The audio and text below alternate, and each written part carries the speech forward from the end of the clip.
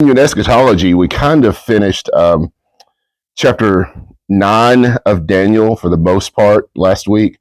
I don't want to go down too many rabbit trails that we can do with this, but we're going to spend a couple more weeks actually in Daniel. So I think Daniel has been stolen from my Bible. Here it is. Daniel, we covered chapter 7, actually. No, chapter 9. We're going to do chapter 2 and possibly chapter 7 today because it's actually the same, the vision and the dream, and each one are saying the same thing, teaching the same thing from different imagery. So that's all it is. So in Daniel chapter 2, we have the famous account of King Nebuchadnezzar's dream. So what happens in chapter 2 is Nebuchadnezzar has a dream. And in this dream, well, it doesn't even tell us what the dream is yet, but he is so troubled by it that he calls all of his magicians and sorcerers and the Chaldeans and all the wise men. He calls all these people together and he wants them to give the interpretation of the dream. But there's a catch.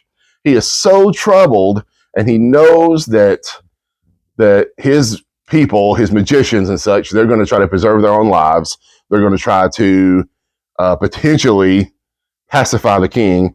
And he says, I want you to do more than tell me the interpretation of the dream. I want you to tell me the dream. You use your magic powers, whatever you have. You come and tell me what I dreamed and also what the interpretation is. And they're all freaking out like, nobody can do this. So they think they have the power to interpret, but they don't have the power, the ability to actually tell what the dream is. And so they said, we cannot do this. But the king said, if you don't do this, again, we're a very short time limit. If you don't do this, I'm going to tear you limb from limb. He just had enough of them, first of all, but he was so troubled by this dream. In verse 12 of Daniel 2, he was angry and furious, and he commanded that all the wise men of Babylon be destroyed.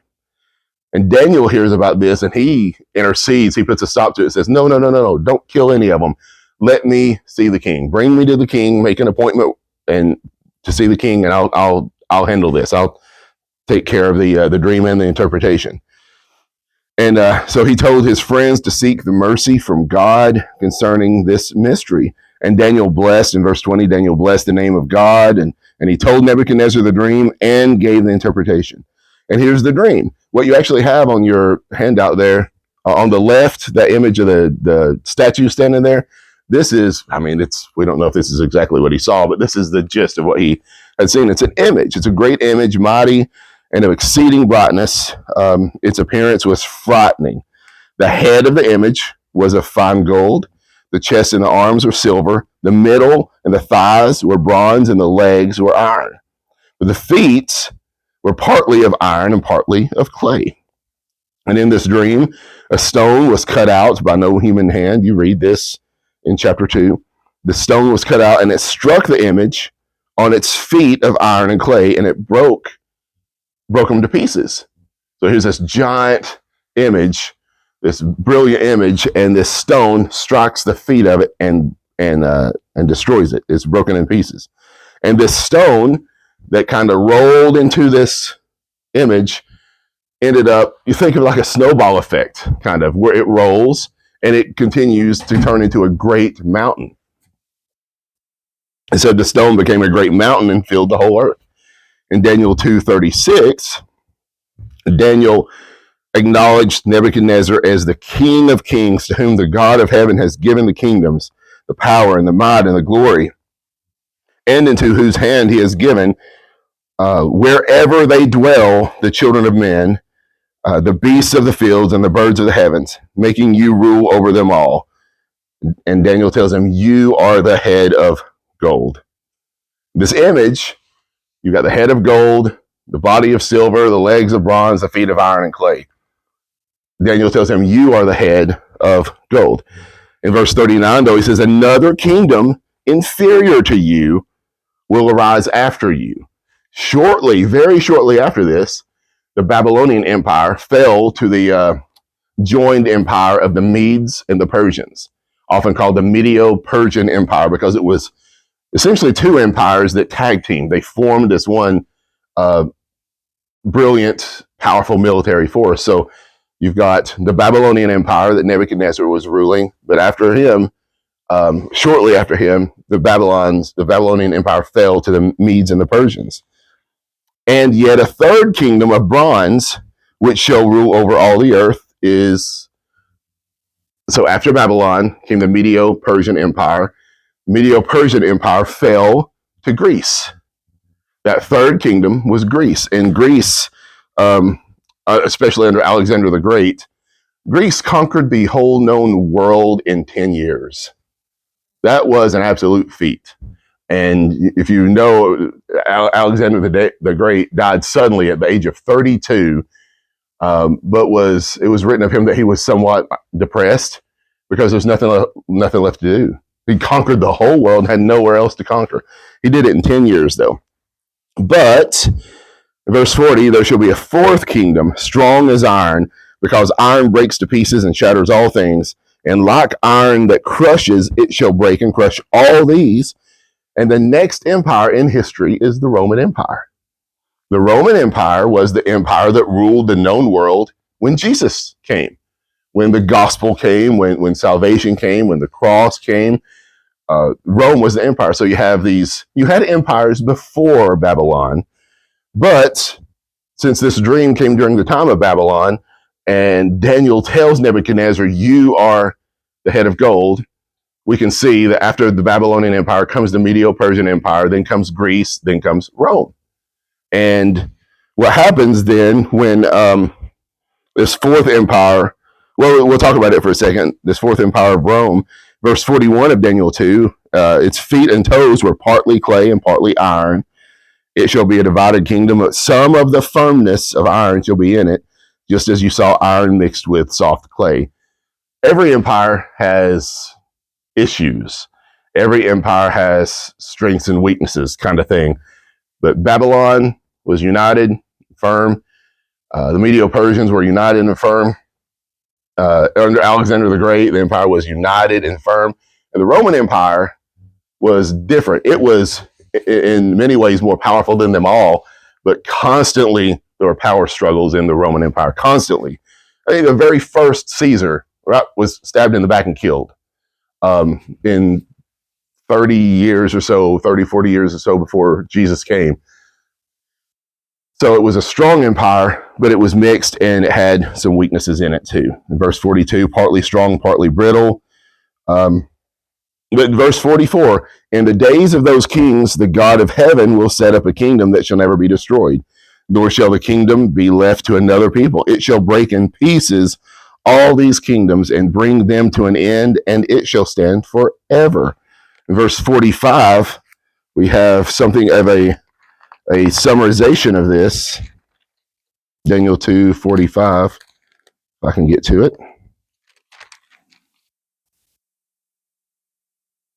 Yeah, just as you saw that a stone was cut from the mountain by no human hand, and that it broke in pieces the iron, the bronze, the clay, and the silver, and the gold, a great God has made known to the king, to Nebuchadnezzar, what shall be after this. The dream is certain, and its interpretation sure. Of course, Daniel gets promoted because of this, because Nebuchadnezzar had no reason to doubt Daniel's interpretation, because Daniel told him what his dream was. Because that was the challenge of Nebuchadnezzar. Don't just interpret the dream. You got to tell me what I dreamed and what it means. So what happened during this fourth kingdom, the Roman Empire? Jesus came, and he was the stone that was rejected by the builders. He promised to build his church on a rock. You have all this firm foundation, stony, rocky language connected to Christ. When he came, he announced the nearness and coming of the kingdom, and he demonstrated the kingdom in his exorcisms, as we've been seeing going through Mark. Notice how this all happens gradually. So those four kingdoms are brought to an end. In verse 35, the stone that struck the image became a great mountain and filled the whole earth. So thinking about this, we can consider what we talked about a few weeks ago, the kingdom parables of Jesus. where he gives the parable of the mustard seed. Remember, it takes, it's the smallest seed, but when the plant is finally grown, it's not the largest tree that there is. They're giant trees, but in the context, it's the largest tree in the garden. But it takes a while to grow. And once it's grown, there it is. And then also the kingdom parable of the leaven. You add a little bit of yeast to the dough, and you knead it, and you knead it, and you knead it, and you knead it until the yeast has been worked into all of the dough. The gospel of the kingdom is compared this way, where it's this mustard seed. It's been planted 2,000 years, and we don't know how large the tree is right now. It doesn't appear to be the largest in the garden yet, right? There are some major world religions and some major conflicts with Christianity that are pretty huge. But given more time, given the promise of what happens with the kingdom, is it will be the biggest in the whole garden, and the little bit of the gospel truth, right? The little bit of leaven or yeast will permeate the whole loaf. And this is through God's eyes. We don't know at what point this happens, when it's fulfilled, as God has told us in Scripture. A good illustration of this, though, the stone that hits the image, busts it to pieces, gradually turns into a giant mountain. In this symbolism, Rome is gone, right? All those kingdoms are destroyed, and here Jesus is, the stone that has become a mountain. The illustration for this is, we're probably familiar with D-Day in World War II. That's the date that we all are familiar with as being like the decisive point of World War II, is June 6, 1944. The thing is, that wasn't the actual end of the war. It was the determining factor. Once the Allied forces stormed Normandy, that was it. Like, there was no losing this war. The Allied forces were going to win this war, but there continued to be a fight. There continued to be deaths. There continued to be war. Like, you could still see it. You could still experience it. Soldiers were still fighting. But then comes V-Day, May 8th, 1945, almost a year later, when Germany formally surrenders. It's the final visible end of the war in Europe. But after D-Day, the outcome of the war was no longer in doubt. Germany still fought, battle still continued, people still died, but the decisive blow had already been struck. We applied this understanding and imagery to Daniel 2. The decisive blow was struck in the death, burial, and resurrection of Christ and the foundation of the church. And the Roman Empire actually fell and came to an end in the West in the 400s, and in the East in the 1400s. There's no more Roman Empire. And what we do have, though, are empires rise and fall. Nations rise and fall. Nations are defeated. Nations are conquered. Other nations conquer. Other empires expand. But you know what hasn't fallen in 2,000 years? That's the kingdom. That's the church. The church continues to thrive, continues to grow at whatever pace, continues to grow, and will never be subdued, will never be extinguished. In the incarnation, the ministry, death, resurrection, and ascension of Christ, that is the D-Day of world history. That's the D-Day. That's the decisive blow. Battles continue, skirmishes still happen, and V-Day is coming, to put it that way. Christ, we know from Daniel 7, that imagery, Christ is enthroned right now. The stone strikes the statue, and this results in the decisive victory over the kingdoms. This decisive victory over the kingdoms of man is secured, and this authority is transferred to Christ. So when we saw Daniel addressed Nebuchadnezzar as King of Kings. What he meant was there was no king on earth greater than greater than Nebuchadnezzar. Ruled the world. There's nothing. It's not like that's a title always constantly reserved for the Lord, right? Daniel's not blaspheming when he says this.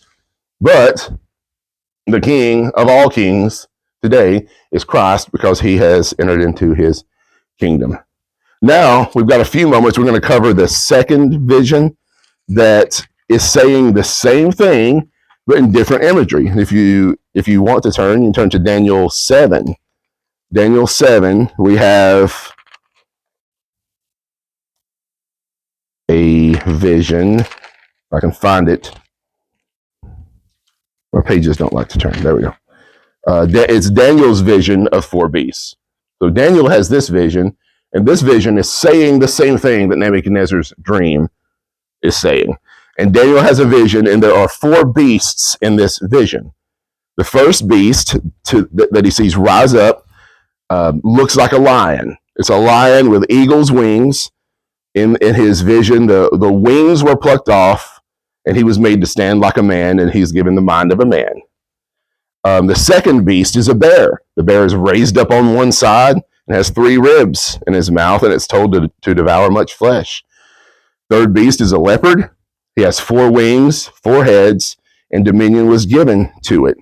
And then the fourth beast was terrifying and dreadful, exceedingly strong, has iron teeth, devoured and broken pieces, and stamped what was left with its feet, had 10 horns, and a little horn came up. The first beast is very, very interesting here. The first beast is a lion with eagle's wings. If you want to, when you get home, Google artifacts from ancient Babylon.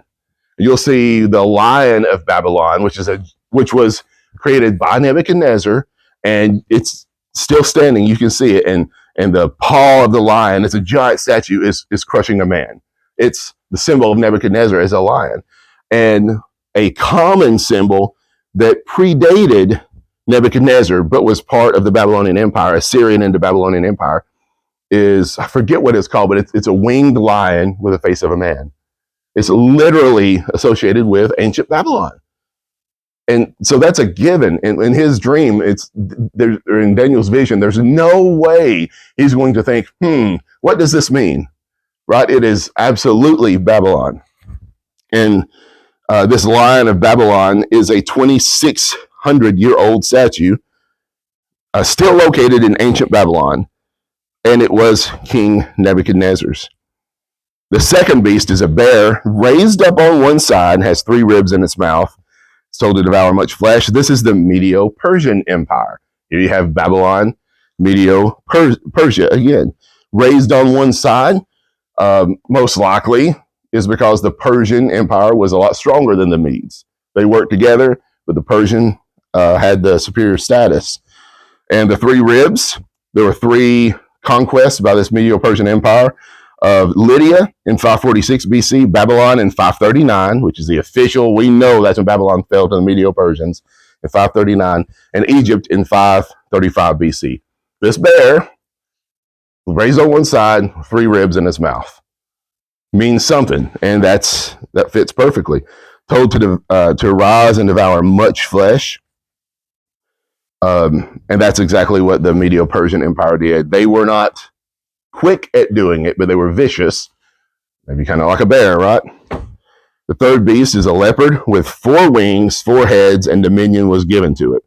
This is Greece, Babylon, Medes and Persians, and Greece. The Greek Empire was, like I said a few moments ago, Alexander the Great conquered the whole known world in 10 years. That's like, no, you couldn't do that. Nobody can do that. Nobody can do it now. Nobody can do it then. Conquer the whole known world. Moved very fast. And after his death, the kingdom that he established was divided into four parts under four different generals. And so the four wings and the four heads deal with that, but the four wings also mean that thing was booking it. It was fast. It had four wings, and that's how the Greek Empire was. Alexander's campaign covered all the way to India. Like, they didn't know of the existence of North America, but what Alexander did conquer was pretty much every corner of the known world. He didn't know of anywhere else to conquer, or he would have conquered. The fourth beast, terrifying and dreadful, with 10 horns, and a little horn comes up. of those 10 horns. This is Rome. To keep with the imagery, the fourth beast is Rome.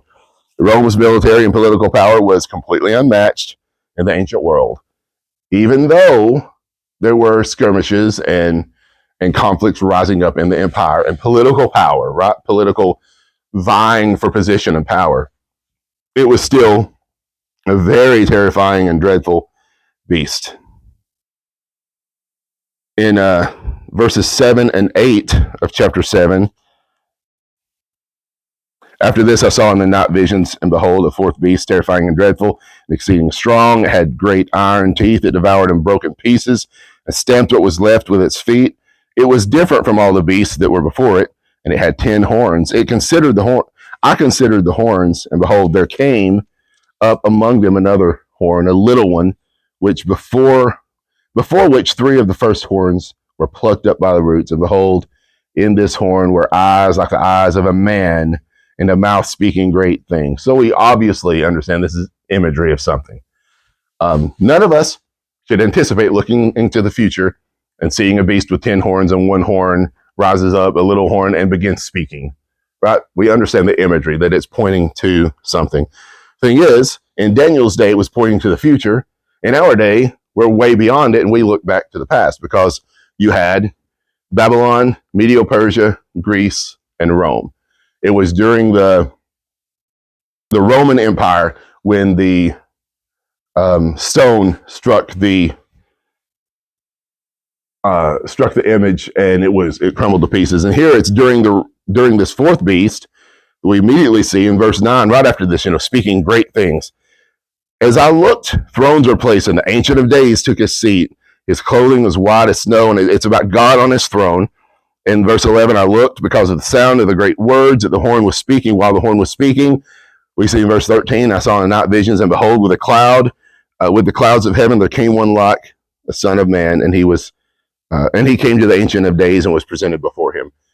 During the fourth kingdom, during the Roman Empire, during this fourth terrifying beast, Jesus comes to the Ancient of Days and is presented before him and given a kingdom, dominion, and authority.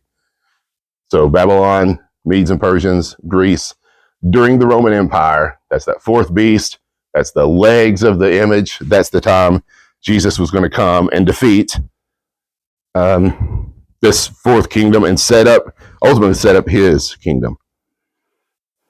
So the 10 horns, this is not there are first tier doctrines we got to believe, right? You got to be Trinitarian. You got to believe in justification by faith. There are secondary doctrines where we can discuss baptism, how we baptize, who gets baptized. There are third tier doctrines of, spiritual gifts in the church. What Bibles do we want to use? The identification of these 10 horns is none of those. Okay, there's a lot of speculation, a lot of really good theories. I have one. I think I'm right, but if I'm wrong, it's not going to keep me out of heaven, right? We're not going to fight. I'm not going to fight with anybody over who these 10 horns are. But I believe these particular 10 horns to be 10 kings in the Roman Empire. The reason I believe this is on your chart. You have something on the back? You have another image on the back? Did I not give you anything? Okay, maybe I didn't plan on getting this far. I'll get this for you next week, because I have it here, and it's a chart of actually the first 12 Roman emperors. But starting, the first one is Julius Caesar, and then he was killed, stabbed in the back, and there was a few years where there was no Caesar. While there was about 12 or 13 years vying for power. And then the second one is Augustus, who was from 31 BC to 14 AD. He was the emperor of Rome when Jesus was born, the second emperor. And it was under him, though, that the Pax Romana, the peace of Rome, was instituted. After all this conflict and all these skirmishes, Augustus brings this. It's a forced peace, right? It's you give tribute, you pay your taxes, we'll keep the whole world at peace. And that was the whole known world for a long time. This is why, when Jesus was alive and walking the earth in his earthly ministry, the empire was pretty much in a state of peace. But he's the second one. Tiberius came, then Caligula, then Claudius. Then the sixth king is Nero. Nero was from 54 to 68. It was under Nero that Paul and Peter were executed. And I'm not going to give you a lot of information about Nero. Feel free to look it up on your own. That is about the most wicked man that ever lived. Just I'll give you some information, but I won't give you all of it. You'll have to look that up for yourself. After him was Galba, Otho, Vitellius, and then the 10th one is Vespasian. Vespasian is the emperor of Rome who ordered, or who was the emperor while Jerusalem was surrounded by armies, and Titus was his general who conquered Jerusalem. And he was the 10th emperor. Now you got two more. You got Titus after Vespasian, then you got Domitian, who was the emperor between 81 and 96. And but you got those 10 emperors, 10 kings of Rome, and the 10th one is the one who is alive and ruling when Jerusalem falls. That's why I think the math works out, and I think that that is who that is. And we will speak of Nero more probably next week or the next. We'll look into him.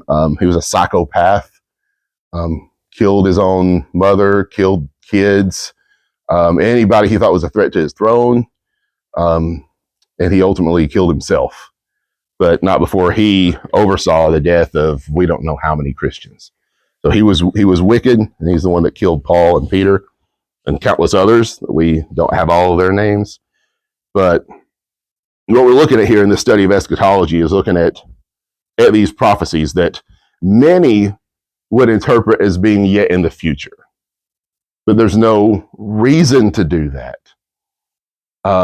Those who are dispensational, we look at dispensationalism, will say that yes, Rome, yes, of course, Rome is that fourth empire, and these things didn't happen during that fourth empire, so there's got to be a future rising of Rome when all of this happens. And that just doesn't make any sense. It makes the most sense that like we looked at last week with Daniel's 70 weeks, that was completed right there during the time of the very early church, and the kingdom is established. Jesus is ruling and reigning right now. He's not looking over at his scepter and his crown, wondering when's the time I can pick it up and rule and reign, but he's doing it now, ruling and reigning through his church, and that's the imagery.